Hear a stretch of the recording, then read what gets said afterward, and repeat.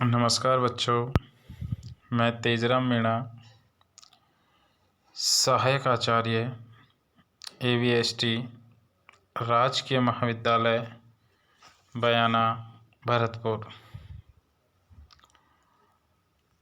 आज के अध्याय दायित्वों का सत्यापन, वेरिफिकेशन ऑफ लायबिलिटीज में आप सभी का स्वागत है। आज हम अध्ययन करने जा रहे हैं, पिछले अध्याय में हमने संपत्तियों के सत्यापन के संबंध में अध्ययन किया था। आज हम अध्ययन करेंगे दायित्वों का सत्यापन। दायित्वों के सत्यापन के संबंध में कुछ बातें हमें ध्यान रखनी होती है।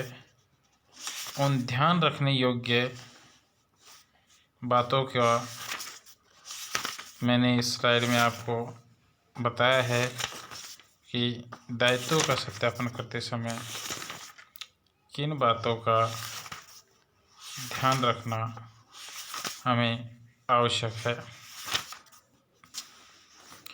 दायित्वों के सत्यापन के संबंध में ये 4 बातें हैं, उन्हें एक अंकेशक को ध्यान में रखना चाहिए जब वो अपने उस संस्था के जिसका वो अंकेक्षण कर रहा है, जिसके दायित्वों का सत्यापन करना है।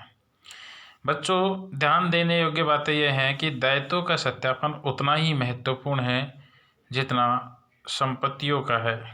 यदि दायित्व चिट्ठे में ठीक प्रकार नहीं दिखाए गए और कम या अधिक लिखे गए हैं तो संस्था का चिट्ठा उसकी सही स्थिति को प्रकट नहीं कर सकता।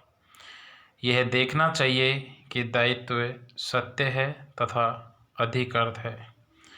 इस प्रकार दायित्वों के संबंध में यह जांच कर लेना आवश्यक है अंकेशक को, यानी दायित्वों के संबंध में क्या देखना आवश्यक है। नंबर 1, सभी दायित्व स्पष्ट रूप से चिट्ठे के दायित्व पक्ष में दिखाए गए हैं, यानी कोई दायित्व ऐसा नहीं है जो छोड़ तो नहीं दिया है। नंबर 2 है, यह सभी दायित्व संस्था से संबंधित है। नंबर 2 क्या है, जो भी दायित्व दिखाए गए हैं वो किससे संबंधित है, संस्था से। कोई व्यक्तिगत दायित्व तो नहीं है कि ये तो नहीं कि मालिक ने अपनी किसी लायबिलिटीज़ को संस्था की लायबिलिटीज में सम्मिलित कर दिया है। और नंबर 3 पर अंकेशक को ये भी देखना है कि ये सभी दायित्व सत्य हैं एवं अधिकृत है। और नंबर 4 पर अंत में सबसे महत्वपूर्ण है कि जो दायित्व है वो सही रूप से दिखाए गए हैं, अर्थात जिन्हें चिट्ठे की तारीख को वास्तव में वो दायित्व है उतने ही दिखाए गए हैं, कम या अधिक नहीं। उनकी अंक शुद्धता का सत्यापन करना चाहिए। यहाँ यह ध्यान रखना है कि दायित्वों का मूल्यांकन संपत्तियों की भांति नहीं होता है, उनकी वास्तविकता का विशेष महत्व है। उदाहरण स्वरूप मैं आपको बताना चाहूँगा बच्चों, यदि किन्हीं व्ययों के लिए दायित्व या तो पूर्णतः लिखे ही नहीं गए हैं या कम लिखे गए हैं तो इसका आशय यह है कि उन खर्चों को ठीक राशि लाभों में नहीं घटाई गई है। अंकेशक को दायित्वों का सही सत्यापन करना चाहिए कि वे ठीक है। उस संस्था के उत्तरदायित्व या उत्तरदायी अधिकारियों से प्रमाण पत्र प्राप्त करना चाहिए कि संपूर्ण दायित्व चाहे वे क्रय के लिए हो तथा व्यय के लिए हो पुस्तकों में लिख दिए गए हैं। और बच्चों, सभी संदिग्ध दायित्वों के लिए या तो आयोजन कर लिया गया है या वे चिट्ठे के फुट नोट में दिखाए गए हैं, यानी संदिग्ध दायित्वों के संबंध में अंकेशक को देखना चाहिए कि संदिग्ध दायित्वों को चिट्ठे में फुट नोट में दिखा दिया गया है। अब मैंने यहाँ इस स्लाइड में कुछ दायित्व है, मैंने यहाँ 14 भागों में बांटा है। उन दायित्वों का सत्यापन अंकेशक को करना चाहिए और सत्यापन के समय में क्या क्या ध्यान रखना चाहिए। पहला है शेयर कैपिटल। यद्यपि पूंजी कंपनी का दायित्व नहीं है, फिर भी अंकेशक को इसका सत्यापन इसलिए करना चाहिए कि वह चिट्ठे की शुद्धता के संबंध में अपना प्रमाण पत्र दे सके। अंश पूंजी के सत्यापन के संबंध में अंकेशक को कंपनी के पार्षद सीमा नियम, उनके अंतर नियम, कैश बुक, पासबुक आदि कई को देखना चाहिए। और नेक्स्ट है संचय व कोष, रिजर्व एंड सरप्लस के संबंध में। संचय एवं कोष क्या है और वे कितने प्रकार के होते हैं, इस संबंध में अंकेशक का भी कुछ कर्तव्य है। संचय एवं कोषों का सत्यापन करने के लिए लाभ हानि नियोजन खाते की जांच करनी चाहिए। और संचय को बनाने की सीमा क्या होगी, ये किस प्रकार बनाए जाएंगे, यह सब संचय की परिस्थितियां व उनके संविधान एवं संचालकों पर निर्भर करेगा।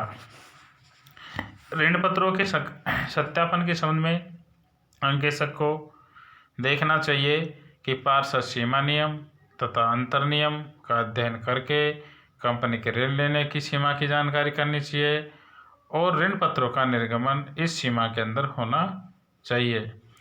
ऋण पत्र प्रलेख की प्रतिलिपि की जांच भी अंकेशक को करनी चाहिए और ऋण पत्रधारियों से अंकेशक को प्रमाण पत्र प्राप्त करके इनका भी सत्यापन करना चाहिए।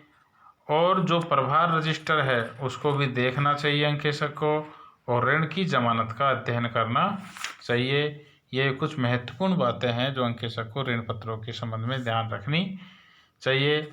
और अंकेशक को ये भी देखना चाहिए कि कौन से ऋण सुरक्षित है और कौन से ऋण असुरक्षित है और ऋण और अग्रिम है उनके संबंध में भी अंकेशक को देखना चाहिए। अब यहाँ बच्चों हम जो भी व्यापारिक लेनदार है पॉइंट नंबर 6 है उनका भी अंकेशक को सत्यापन करना चाहिए। जो भी देय बिल है, ऐसे बिल जिनका भुगतान करना बाकी है उन्हें देय बिल कहते हैं, उनका भी उनको करना चाहिए। और बैंक अधिविकर्ष, बैंक अधिविकर्ष किसे कहते हैं बच्चों, बैंक अधिविकर्ष यानी बैंक में जमा धन से अधिक धन निकाला जाता है, ऐसी फैसिलिटी अगर किसी बैंक के द्वारा दी जाती है तो उसे कहते हैं बैंक अधिविकर्ष। इंग्लिश में इसको बैंक ओवरड्राफ्ट भी कहते हैं। ये भी एक करंट लायबिलिटीज का हिस्सा है, इसका भी सत्यापन करना चाहिए। फिर है आहरित अंश, कर के लिए दायित्व, कोई भी टैक्स लायबिलिटीज है उसको भी देखना चाहिए। अदत्त दायित्व, आउटस्टैंडिंग लायबिलिटीज, ऐसे दायित्व जिनका भुगतान करना भी बाकी है। और संदिग्ध दायित्व बहुत महत्वपूर्ण है यानी कॉन्टीजेंसी लायबिलिटीज।